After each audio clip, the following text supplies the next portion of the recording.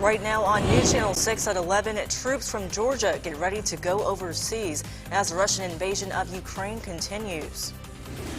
Also ahead, a local man with family in Ukraine. We'll hear from him. And an update from Ukraine on where things stand tonight. News Channel 6 at 11 starts now. Live from Television Park, this is WJBF News Channel 6 at 11. Good evening, I'm Denise Jefferson. Happy Friday and thank you for joining us. Brad and Jenny are off tonight. Coverage you can count on begins with the Georgia connection to the war in Ukraine. Nearly 4,000 members of the 3rd Infantry Division from Fort Stewart will be deployed to Germany. They'll support NATO troops there. Joanne Merrigan has the story.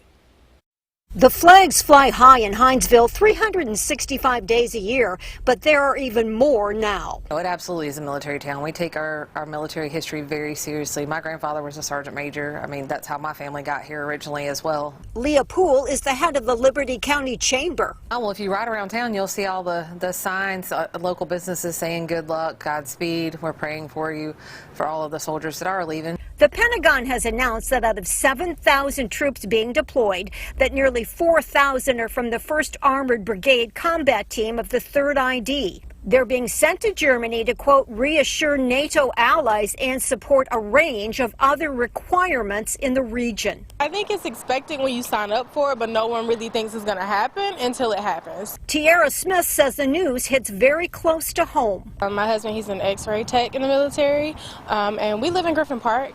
And almost everyone on our street has to leave next week, and it's really scary. I know a couple of people are pregnant, and they're like, what are we going to do? Smith says her husband is not deployed yet, but she's scared of what may happen next. At a local restaurant, I think most people are feeling the same way I am. I mean, everybody's a little scared, a little nervous, a little anxious. Owner David Hines says he serves many military families every day. I mean, being a retired veteran and stuff myself, we pray for our soldiers. For Hinesville, that even honors the 3rd ID and its city water tower, the loss of nearly 4,000 soldiers will be felt economically. But they say that's not the bigger issue. Yes, the economics are important, but we don't focus on that part as nearly as much as we do the family members that are still here and hoping that those soldiers come back safely. Another intense day of fighting in Ukraine today. So what happens from here? More sanctions are being imposed on President Putin, and for the first time, NATO is deploying its response force to protect member nations. Many are calling for even stronger sanctions, which could include cutting Russian banks off from the system for international transactions called SWIFT. Many Ukrainians are staying to fight, including President Zelensky, who's promised not to leave his country. The UN Security Council voting on the U.S. and Albania-led resolution to condemn Russia for invading Ukraine. But the resolution failed after Russia stood alone against the measure and vetoed it. History will judge us for our actions or lack thereof. But at a minimum, at the very minimum, the rest of us have an obligation to object. The U.S. will now take the resolution to the UN General Assembly. Well, now it's time to take a look at your weather forecast with our meteorologist Ryan Gold. And Ryan, today was warm, but I have a feeling that's not going to last for too long. Yeah, it's not going to be really, I think the end of it's going to really be felt Sunday and Monday. But don't worry if you like the heat. We're going to feel it again very soon, especially as we head into next weekend. Jiffy Lube Sky Cam giving us a little bit of that wind. Clearer skies, at least for now, but it does look like clouds are going to be building once again for tomorrow morning. 59 degrees, the current temperature here in Augusta. Feeling those lower 50s out near Crawfordville and Washington. And we're also going to be seeing the largest temperature difference in a 24-hour period out there as well. 15 degrees cooler from this time just yesterday. So we're already seeing those cool effects spread across the entire area. We're only at around a 3-degree difference. But everybody up in Evans, you're feeling around 11. As we start our days tomorrow, it's going to be chillier, not too bad. Light jackets are really all you're going to need, as we are still going to be in those upper 40s. But that's going to be changing too. With each passing day, we're going to get a little cooler until we're back in those mid-30s. and then we might even see some freezing conditions potentially then as well. It's a bit too far to know for sure about that, but it is going to get a lot colder in our mornings as we continue to drop in temperature for our highs as well. I'll have more details about this and the showers we're going to be seeing on Sunday coming up. Back to you, Janisa. All right, thanks, Ryan. While the world hopes for a quick ending to this attack, one local man is asking for prayers for his family. Ukraine native and Aiken resident Roman Klomenko has family and friends in Ukraine. Klomenko's 87-year-old mother has stayed put in the country in hiding. Klomenko tells us he also has friends who've taken up weapons.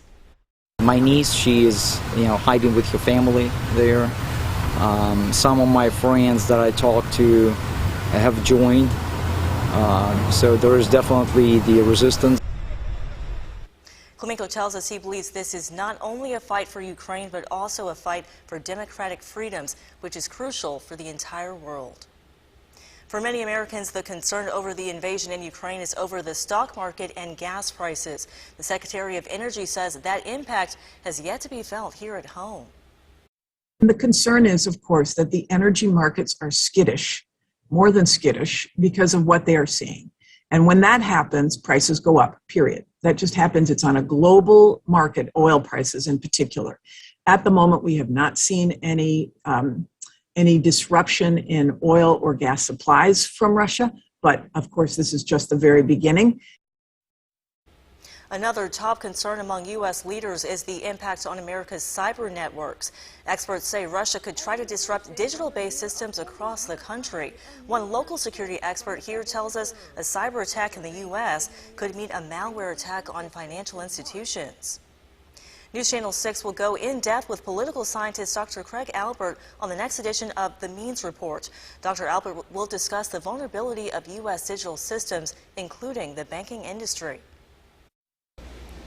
The United States Cyber Command, United States Army Cyber has been doing everything it can to protect the United States from any type of cyber attacks from Russia. This is something that our strategy and policy and national cyber policy has been focused on for a few years now.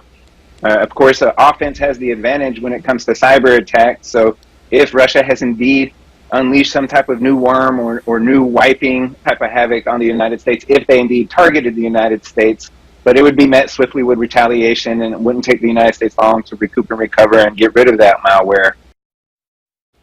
Dr. Albert also talks about how long this conflict could last, and he looks at the potential role of U.S. troops. Join us Monday afternoon at 12:30 for The Means Report.